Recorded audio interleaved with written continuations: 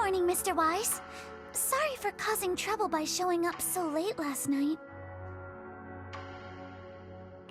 No problem. You came to us for help, and really, no need to be so formal. Just call me Wise. Alright. Then, please, feel free to call me Alice. How did you sleep last night? Feeling rested? Oh, I'm alright. Thanks for your concern.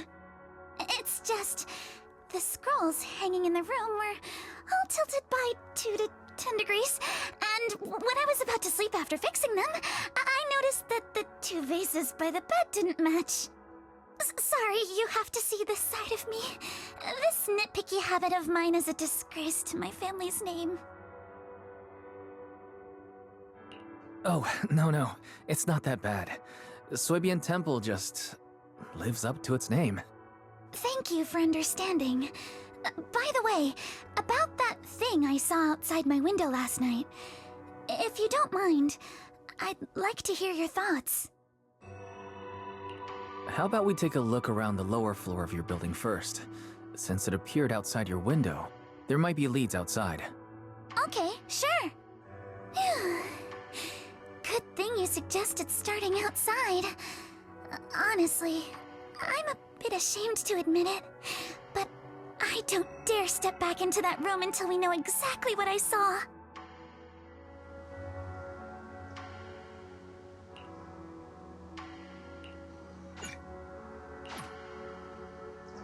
Alice, let's talk about last night. You said you heard a soft thump followed by a loud bang. Yes, and it went pitch dark outside the window. I pulled back the curtains and saw large slanted shadows, and there was a glowing skeleton stuck between the shadows.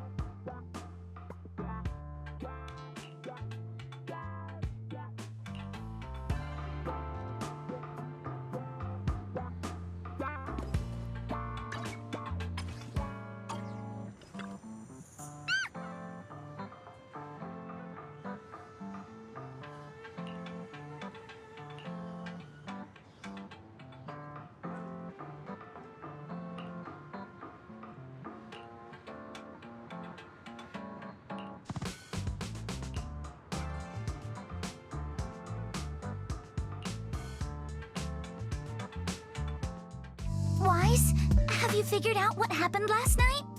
I have some theories after seeing the footprints, but I want to hear your thoughts first. Let's start by piecing together what we know so far. First, about that huge shadow. What do you think it was? And how did it end up outside my window?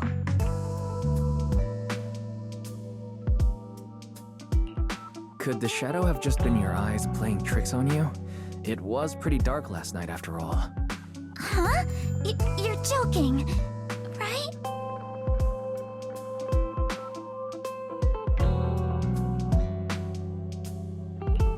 It was probably from cargo hanging on the tower crane.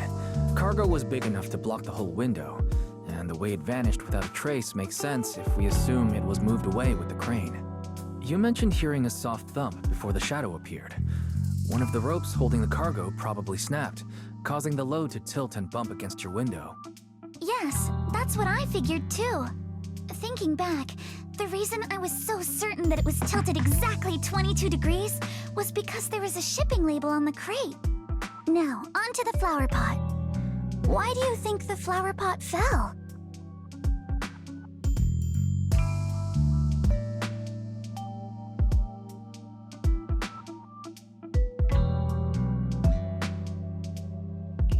It was knocked over by the cargo hanging from the tower crane. But if something that large hit it, wouldn't all the pots have fallen to the ground? It was probably knocked over by that skeleton that startled you. After the cargo hit your window, the crane lifted it back up, but that little creature couldn't hold on and fell off, landing right on the flower pot.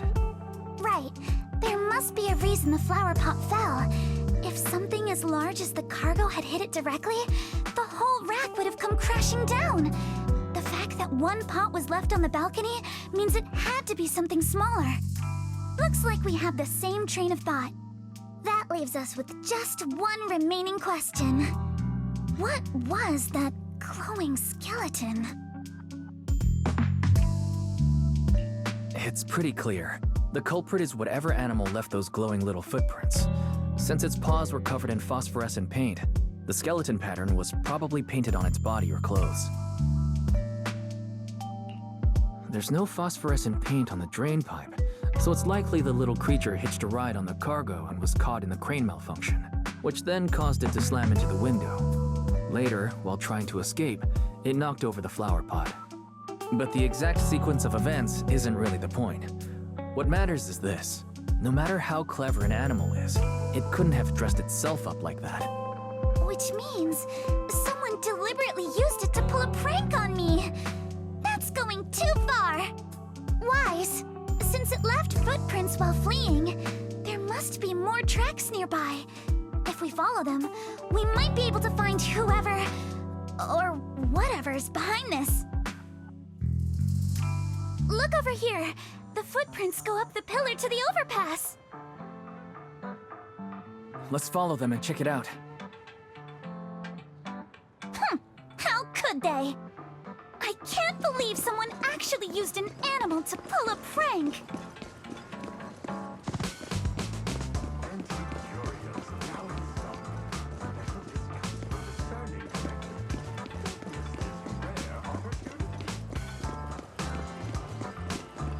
The footprints stop here. Did it jump off? Let's go down and take a look. Heart rate of the client increased to 120 BPM. Here is a proverb. A cornered rabbit will bite. Fairy, you're not helping. Huh? The footprints disappear here. The footprints are all jumbled here. Where could it have gone? Huh? There it is! Don't let it get away! Hey, stop! There! It ran into the shop! So you were behind yesterday's pranks! The real culprit... Monato? What? Huh? Yuzuha, visitors. Coming! What can I get for you? Huh? Oh well. Huh. Guess I got found out after all.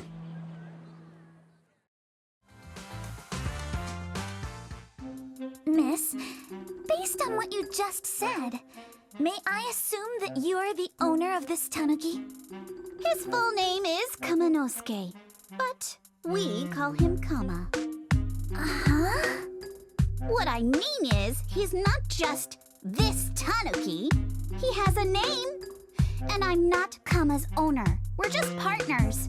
Kama is free to do as he pleases. Excuse me for being presumptuous.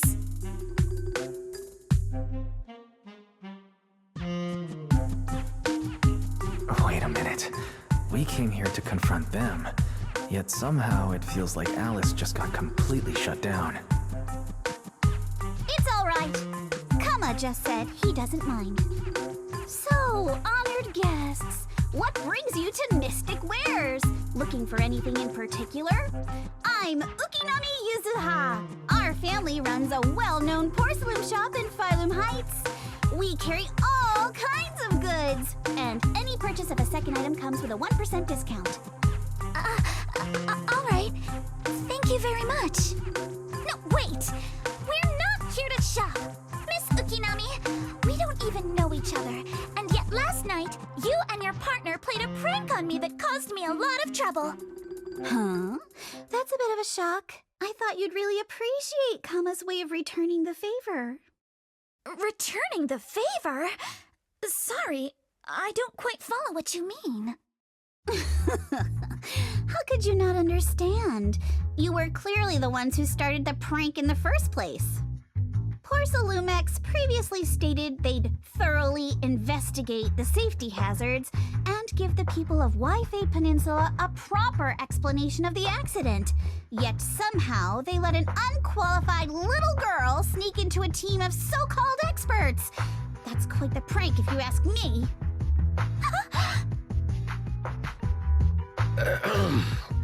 Yuzuha, saying something like that in front of others might be a bit... Monato, I've been meaning to say this for a while.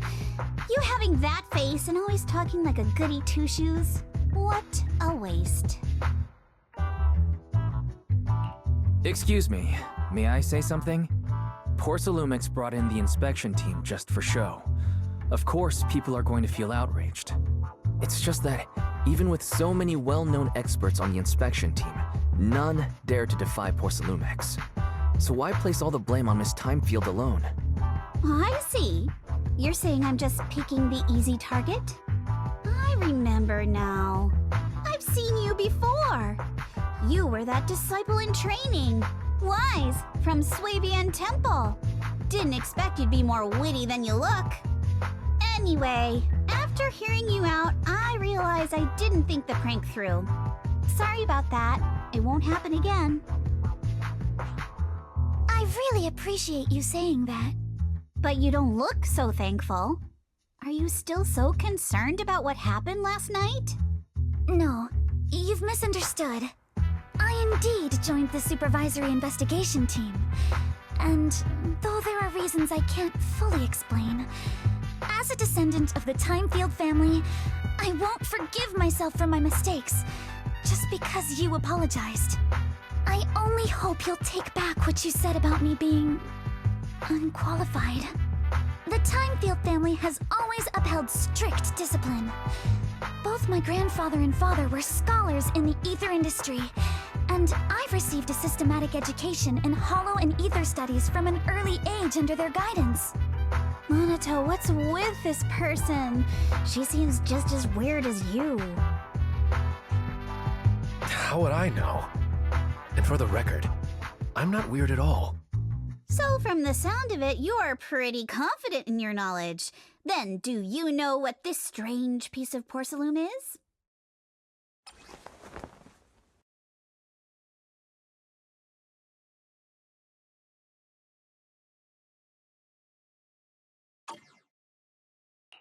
This looks more like a shard of some kind of device rather than porcelain. Also, was it just my imagination? Or did I suddenly sense an unpleasant aura coming from it? Something similar to the presence of a sacrifice. Oh, that's a shard of a large obscura. Obscura? Yes, an obscura is a type of experimental reactor vessel made with high-purity porcelain as its outer shell. Due to the unique properties of porcelain, when etheric matter is placed inside obscura, it can slowly come into contact with the air. This allows researchers to observe how ether behaves once it leaves a hollow. Although an Obscura is a rather expensive piece of lab equipment, there's nothing strange about it. This shard hasn't been coated with the outer layer yet. It was probably damaged during manufacturing. Damaged during manufacturing? So there is something wrong with this thing. See, Minato? I told you my instincts were spot on. Who would have thought we'd figure out what this thing is in such an unexpected way? What a stroke of luck! What were you all talking about? We suspect that someone at Porcelumex has been illegally producing high-value porcelain items inside the hollow, items not listed in the official registry. Simply put, they publicly claim to be producing low-value products. Workers' wages and even the reported profits are all calculated based on that. But in reality, someone's pocketing the difference for themselves. Exactly. The Obscura isn't a regular product of the Waifei Peninsula factory, so its appearance here clearly points to shady dealings going on inside the hollow. Where did you find the shard? We found it in a batch of materials delivered to our shop from Siloon Bay. The residents there collect discarded porcelain from the hollow, and my father uses the scraps to make handicrafts. Let's go, Minato! We're heading to Siloon Bay! If we can trace this shard back to its source, we'll have enough evidence to expose the corruption inside Porcelumex and give them a real scandal to deal with. Wait a moment. Are you sure it's okay to just say your whole plan out loud like that? It's fine. You're a scaredy cat. No way you'd snitch to Porcelumex. Wait, you wouldn't, right? Of course not! But not because I'm afraid. As a descendant of the Timefield family, I would never stoop to something so dishonorable. Wise, it seems you still have some questions for Miss Ukinami regarding the Obscura. Apologies, but given my current position, I'm afraid it wouldn't be appropriate for me to hear any further details. So please excuse me for now. Thank you for helping resolve the issue. I'll have the payment for the commission sent over promptly. You didn't leave with that fancy girl. Do you have something to ask us? Can I come with you to Siloon Bay for the investigation? I'm curious about the origin of that shard. Besides, I can help if you're heading into the hollow. No problem. You're more than welcome to join us. Wow, today's our lucky day! Not only did we find a lead, but we even had a proxy who's an expert at handling miasma just show up at our door! Don't lay it on too thick, Yuzuha. You don't want to scare Wise away. Still, we have no reason to turn down the proxy's help. So, we'll be counting on you from now on. Minato, if your tail wasn't wagging like an electric fan right now, I'd give you a perfect score for how mature you acted.